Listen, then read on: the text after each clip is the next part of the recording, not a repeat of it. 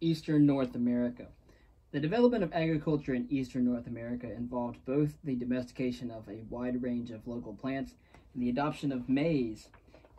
The initial domestication of plants in this area took place during the Eastern Late Archaic period, 5,000 to 3,200 years ago. For a discussion of other aspects of the Archaic period, we will go back to one of our earlier sections that we covered. And of course, the intensification of agriculture and the first appearance of maize in the region occurred during the florescence of the Adena and Hopewell traditions of the early and middle woodland period, 3,200 to 1,700 years ago, respectively. However, maize played a minor role in people's diet, and settlements remained small and dispersed for almost 1,000 years after the plant was first adopted in eastern North America. Intensive maize agriculture and large settled villages became established only at the beginning of the late woodland period. And again, we are talking about the indigenous domestication of plants.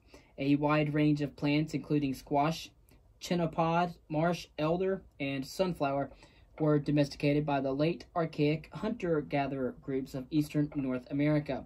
The domestication of squash in the region was independent of the earlier domestication of the plant in Mexico. Chenopodium was independently domesticated in South America, Mexico, and eastern North America. Eastern late archaic sites that have produced the remains of domesticated plants include both rock shelters and open-air sites.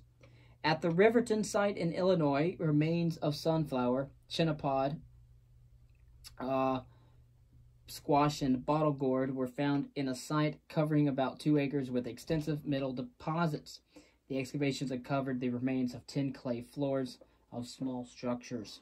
Along with the presence of domesticated plants, the Eastern Late Archaic is characterized by an increasingly narrow subsistence base, particularly in areas with rich supplies of shellfish. Large accumulations of discarded shells are found on sites known as shell middens. And of course, shell middens are sites built up with large accumulations of discarded shells. And some of these sites, such as the Indian Knoll site on the Green River in Kentucky, are quite large. At the Indian Knoll site, thousands of burials were recovered, along with the traces of structures built of posts. Crude ceramic vessels first appeared in eastern North America 5,000 years ago in the Stalling Island culture in the Savannah River Valley, and that is in the United States state of Georgia. Of course, the material culture of the late Archaic also includes a wide range of ceremonial objects and ornaments. You might want to compare this to the Mesoamerican agriculture that we've been discussing. Of course, the material remains there, and the material culture contain what's called hematic iron oxide, jasper, native copper, and slate. Of course, the late Archaic Poverty Point, and a site located in Louisiana, dated to between 3,600 and 3,200 years ago. It is a massive planned construction that raises many questions about the subsistence and social organization during that period.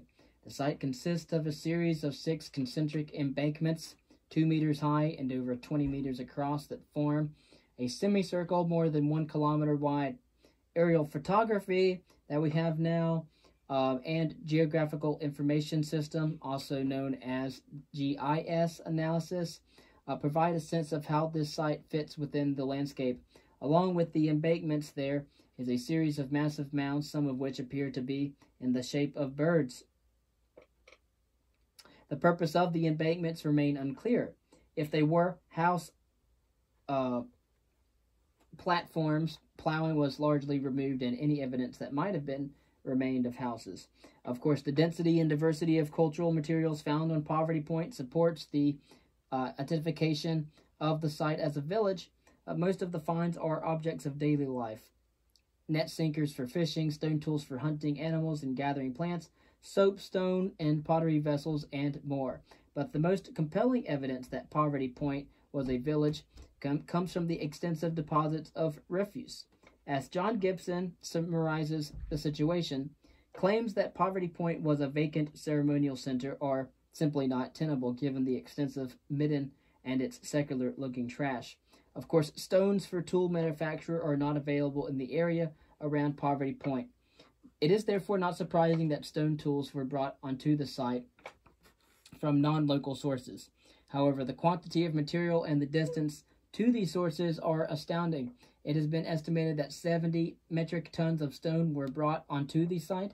The distance of the site from the sources of the material makes this feature even more staggering. Burlington, Chert, and Galena were bought from quarries near St. Louis, which is 450 miles from Poverty Point. Hematite, crystal quartz, slate, and volcanic rocks and other minerals came from the Ouachita Mountains in Arkansas, 150 miles away, and other types of chert came from Kentucky, 365 miles away, and soapstone came from Alabama and Georgia, 400 miles from Poverty Point. These distances are those of the most direct route. If people were traveling by river, then the figures obviously would be roughly double the amount. And again, to briefly recap, shell middens are sites built up with large accumulations of discarded shells. Poverty Point is a late archaic site in Louisiana with a series of 6 concentric embankments. And so it looks more like an arch almost around the river. It's interesting. Of course, the Adena period, we'll cover that in the Hopewell as well. The Adena is a period of intensive mound building in the Ohio River Valley. It corresponds to the early woodland culture. And of course, the Hopewell was a period of intensive mound building in the Ohio River Valley. It corresponds to the middle woodland culture. Of course, so the Adena is the early woodland culture, the Hopewell, the middle woodland culture. And so, the stones were brought to Poverty Point either as finished tools or as pieces that had been roughed out. Cherts were used for hunting points, hoes, and knives. Of course, hard minerals were used to make net sinkers for fishing, and soapstone was used for cooking vessels. In most cases, the archaeologists expect to trace a down-the-line pattern for the trade items, meaning that the quantity of a given item will decrease as the distance from the source increases. Generally, this rule works for the late archaic, but Poverty Point stands out from the pattern. There is something about the activities that took place at the site that led to the deposition or of enormous quantities of artifacts at a great distance from their source. One possible explanation for what took place at Poverty Point can be found by returning to Hayden's model for the origins of agriculture, which stresses the importance of competitive feasts. Perhaps Poverty Point was not a large village, but rather the focal point of feasting events, drawing in people from a very wide region, people who were not otherwise living together in village communities. Of course, is it possible that in the late archaic of eastern North America, monumental construction preceded large settled villages? Well, the same issue will emerge when we turn to the monuments of the Hopewell. The essential question is whether the early farming communities of eastern North America could have found an alternative pathway to creating farming communities, a pathway that relied on the construction of massive earthworks instead of large villages. Although the late Archaic was clearly a period of significant change in the societies of eastern North America, the impact of domesticated plants on subsistence was extremely minimal. Collecting wild plant foods and hunting wild animals continued to form the basis of subsistence. Of course, one source of evidence relevant to the role of domesticated plants in the diet is the human fecal remains, or coprolites, found on archaeological sites. Although coprolites are certainly not the most glamorous aspect of archaeological research, studying them provides a unique insight into the human diet. Studying the droplets and the scant of humans from 2 sites in Kentucky dated to 3,400 years ago demonstrate a great deal of variability in the diet of humans at this time, and in some samples domesticated plants were dominant, whereas in others they were a smaller component. These findings suggest that cultivated crops played a variable role in the diet during the initial period of plant domestication. And of course now we'll skip over and talk about the Adena and the Hopewell.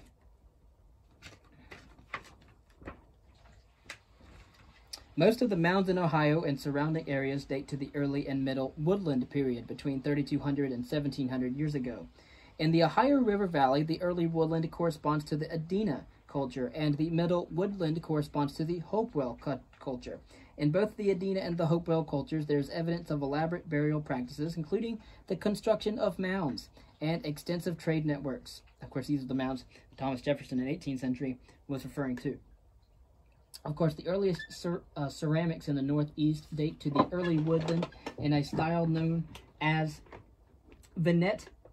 These are coarse open vessels that are found in low numbers. A combination of isotope and lipid analysis of vignette 1 potsherds suggests that these vessels were used to process fish oil, which in historic periods was a commodity valued for exchange among indigenous communities.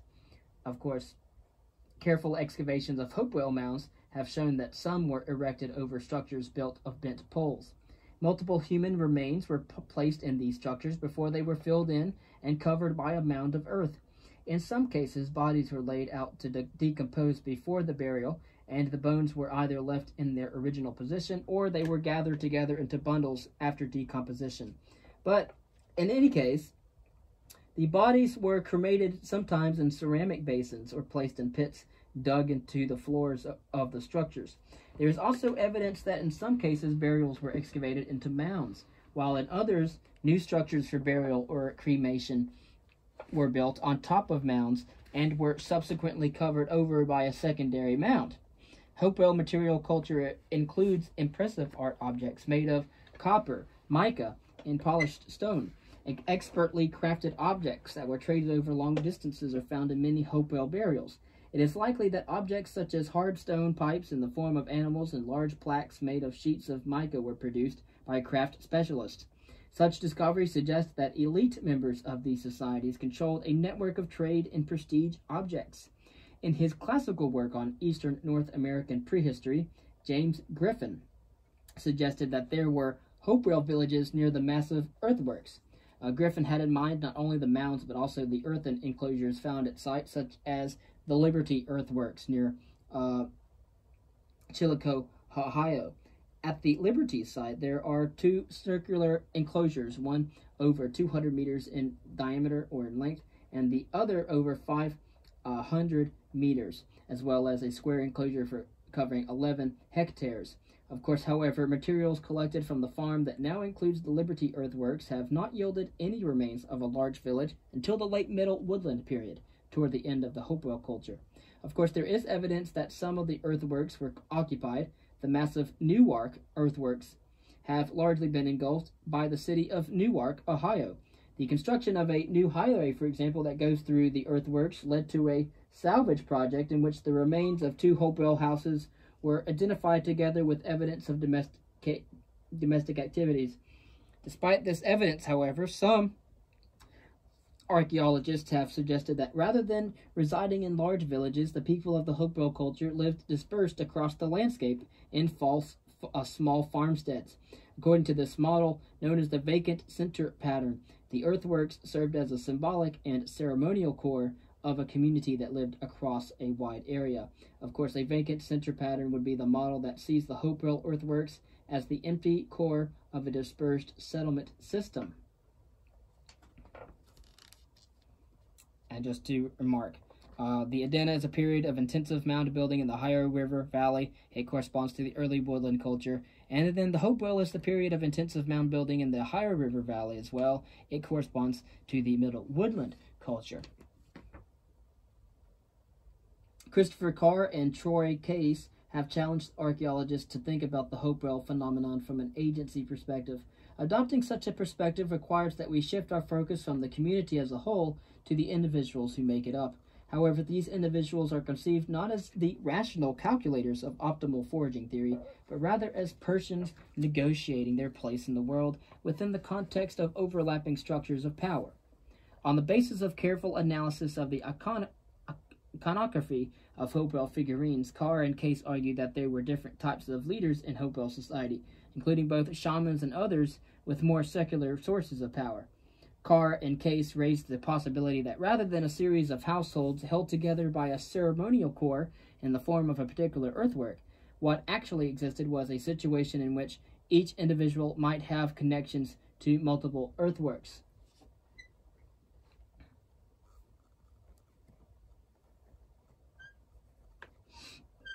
Given both the widespread modern destruction of the earthworks and their massive scale, it remains difficult to determine whether they were the locations of large villages, adding to the difficulty of assessing the nature of Hopewell settlements is the low archaeological visibility of many Hopewell habitation sites. Because of the massive buildup of riverborne alluvial sediments in the Ohio River Valley, Hopewell sites located in the valley are deeply buried and not easily discovered by archaeologists. Early and middle woodland subsistence included the cultivation of indigenously domesticated plants. The earliest direct AMS radiocarbon dates of maize in eastern North America are between 2,000 and 1,800 years ago from the middle woodland sites in Tennessee, Illinois, and Ohio. However, maize remains rare and does not appear to have played a major role in the diet. Throughout the woodland period, hunting and collecting wild plants continue to be key elements of subsistence alongside the cultivation of domesticated plants as well. And we see an intensification of maize agriculture, however, at the end of the middle woodland period. Around 1,700 years ago, the extensive trade networks of the Hopewell culture and the construction of massive earthworks came to an end. At the same time, there was an increase in the number of large settled villages, and by the beginning of the late woodland, maize is found as far north as Ontario in Canada. Although maize was cultivated throughout much of eastern North America by 1,700 years ago, the isotope analysis of human skeletal remains provides strong evidence that maize did not come to play a major role in the diet until around 1,000 years ago. Of course, grasses from the tropics and subtropics, including maize, sorghum, and sugarcane, also C4 plants, have high ratio. The only C4 plant that contributed to the direct diet of the people of the woodland period in eastern North America is maize. By analyzing the carbon-13 value for woodland period skeletal remains, it is possible to determine the role that maize played in those people's diets. Of course, the shift to a high value in human skeletal remains takes place only during the period around 1,000 years ago, approximately 700 years after the initial introduction of maize into eastern North America. And this finding indicates that there was a considerable length of time between the first planting of maize in eastern North America and the adoption of this plant as an essential food source.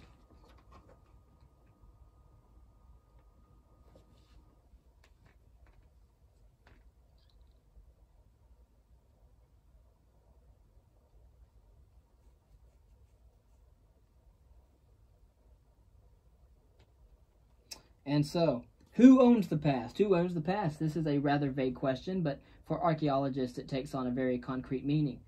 The Metropolitan Museum of Art in New York recently returned the Euphronios vase, a 2,500-year-old Greek vessel with exquisite paintings of mythological scenes. They returned it to Italy because it was resolved that the vase had been illegally acquired. In this case, the Metropolitan Museum's claim of property rights to an artifact was found to be legally faulty, and therefore the object was returned to the Italian government, whose claims to property rights were supported by international law. But should laws of property rights always determine who owns archaeological artifacts or sites? What happens when property rights clash with other claims to ownership and access? This question is particularly pertinent in the United States, where property rights are highly prized. Of course, the Newark earthworks provide an illustration of this problem. For example, one might document the Newark earthworks in 1848 in their study of Ohio Valley mounds. But also in 1853, the local agricultural society purchased the northwestern part of the earthworks, and in 1891, the land was sold to the city of Newark for state encampment grounds. The state militia used the encampment grounds for a number of years before the land was leased to its current tenants, the Mound Builders Country Club. In 1933, the deed to the property was transferred to the Ohio Historical Society. It is quite incredible that one of the most impressive monuments in the Americas is today a golf course. Two events have brought renewed attention to the earthworks. The first was an unsuccessful attempt by the country club to build a new clubhouse that would have damaged the mounds. Of course, the second was the identification of a lunar orientation for the octagon-shaped enclosure. Archaeologist Chris Scare has included the Newark enclosures among his 70 wonders of the ancient world, but for the club manager, it is the right of the club to limit access to this site because the club holds the lease. And as such, with many significant archaeological sites, the planning for the long-term conservation of the Newark earthworks is an extremely delicate undertaking. The Ohio Historical Society has set out a management plan for the site that does include removing the golf course. In the meantime, procedures have been put in place to provide at least limited access to visitors wishing to experience this spectacular site.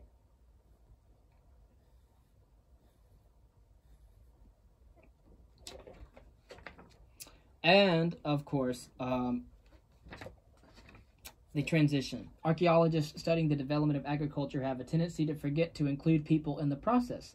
The dating of the initial domestication of various crops and the description of archaeological sites provide an essential framework for understanding the tradition to agriculture. However, it is necessary to go beyond this framework in order to consider what led people to adopt a radically new way of life.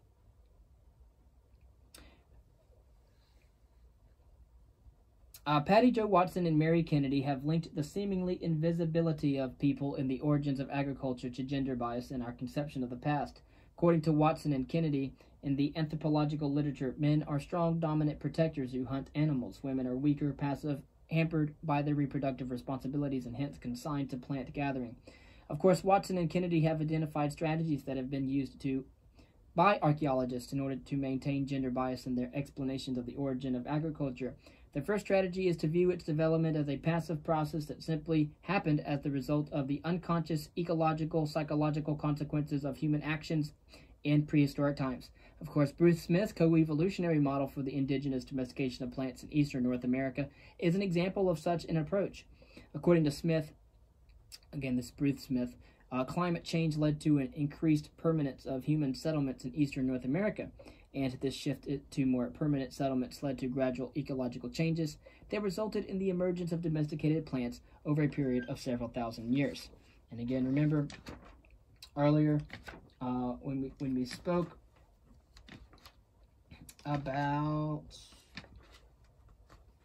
optimal foraging theory, okay? Remember that. It's going to become crucial in our understanding.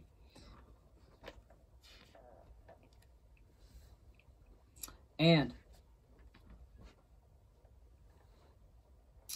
so we're saying that Smith outlines 5 major stages in the process.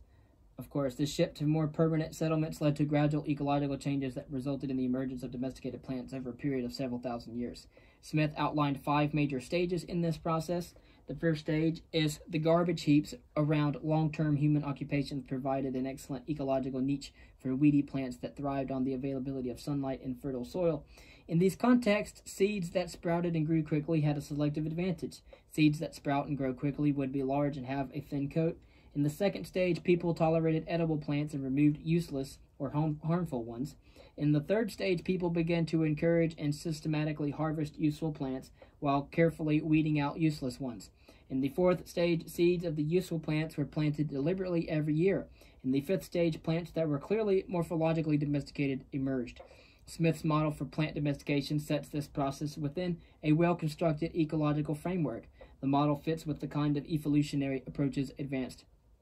But, however, Watson and Kennedy argue that the built-in mechanisms adduced in the model carry plants and people smoothly and imperceptibly, with little or no effort on anyone's part. The plants virtually domesticate themselves. The formulation women equals plants equals passive is maintained. Of course, whereas Smith views domestication of plants as a passive process, Guy Prentice has proposed that domestication might have been the result of intentional actions by individuals. Prentice argues that the introduction of domesticated squash into eastern North America was carried out by male shamans who would have used gourds as rattles for ritual containers. Prentice writes of the shaman, "He would have the greatest knowledge of plants. Here the domestication of plants is seen as an active process, and tellingly the agent is explicitly male. As the counterbalance to existing models for the role of women in the development of agriculture, Watson and Kennedy proposed a model for the adoption of maize in eastern North America that emphasizes the active role of female gardeners.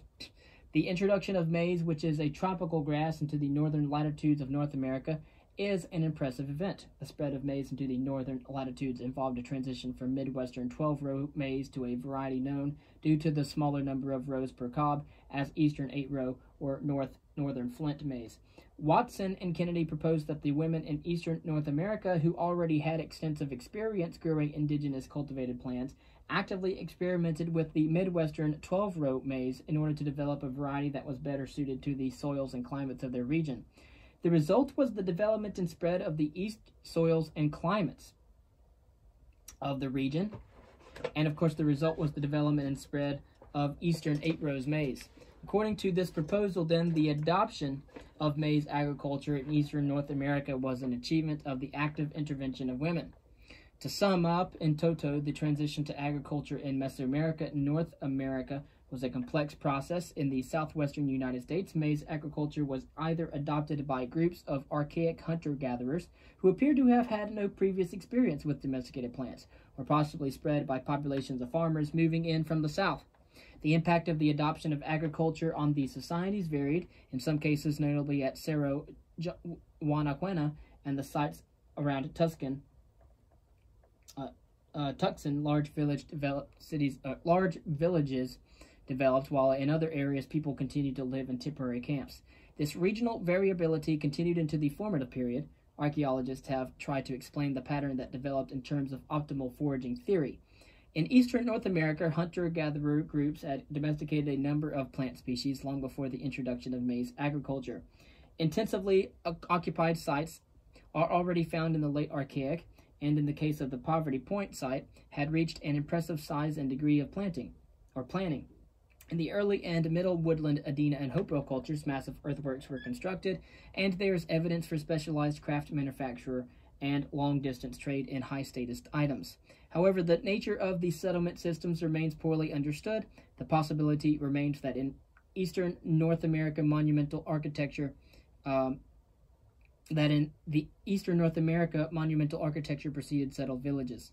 The initial introduction of maize at the end of the Middle Woodland period had little impact on the diet. Studies of bone chemistry indicate that it took approximately 700 years before maize came to play a major role in the diet of these people. The spread of agriculture is a complex process, as the initial domestication of plants and animals. It is clear from the study of North America that local societies adapted agriculture into their lives in different ways. Rarely did the initial introduction of agriculture have an immediate transformative effect on those societies. As discussed in the last readings, research in other areas, such as in Europe, where agriculture was introduced rather than developed indigenously, similarly points to the active role played by the indigenous societies of hunter-gatherers in the adoption of this practice. Again, the wild ancestor of maize is teosinte, a wild grass found in the highlands of Mexico. 3 major crops domesticated in Mesoamerica are maize, squash, and beans. No animals were domesticated in the region.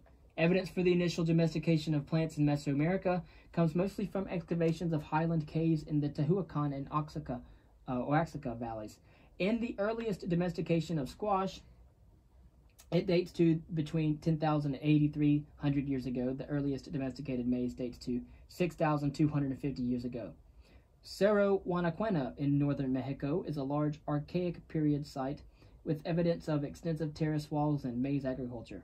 Archaic period villages with evidence of maize agriculture have been found at the Milagro and Las Capas sites in Arizona. Archaic period sites in the Mogollon Highlands and the Colorado Plateau have produced evidence of domesticated maize. However, there is no evidence of Archaic period villages in these areas. Pottery first appeared widely in the American Southwest during the formative period, around 1,800 years ago. Among the plants that were domesticated indigenously in eastern North America were squash, chenopod, marsh elder, and sunflower. This domestication took place between 5,000 and 3,500 years ago. Extensive earthworks were built in Ohio and surrounding areas during the early woodland period, the Adena culture, and the middle woodland period, the Hopewell culture. The earliest maize in eastern North America dates to the middle woodland period, so the Hopewell culture. However, there is evidence that maize did not play a major role in that diet until about 700 years after its first introduction.